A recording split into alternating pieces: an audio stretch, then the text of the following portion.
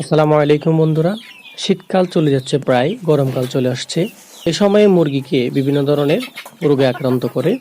তার মধ্যে প্রথম একটি রোগ হচ্ছে যেটা উল্লেখযোগ্য, সেটা হচ্ছে ঠান্ডাজনিত রোগ এবং বিভিন্ন ধরনের মুরগির সর্দি, কাশি এবং গলার মধ্যে ঘর করে শব্দ করা। এই ধরনের যদি সিমটম আপনারা দেখতে পান, বিশেষ করে গলা ভিতরে ঘর করে শব্দ করা, মানে বুকে কফ জমে যাওয়া, এই ধরনের যদি আপনারা প্রবলেম দেখতে পান মুরগির ভিতরে, সেই ক্ষেত্রে আপনারা যে ওষুধটি খাওয়াবেন সেটি হচ্ছে জিকোটিল।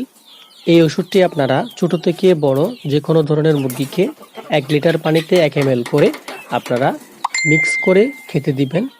ইনশাল্লাহ আপনাদের মুরগির যে গড় আওয়াজ এবং ঠান্ডাজনিত সকল ধরনের রোগ থেকে আপনাদের মুরগিগুলো সুস্থ থাকবে। সেই সাথে আপনারা 1 লিটার পানিতে 1 গ্রাম করে সিপ্রোকিয়ার একটি ওষুধ রয়েছে, সেই ওষুধটিও আপনারা ব্যবহার করতে পারেন।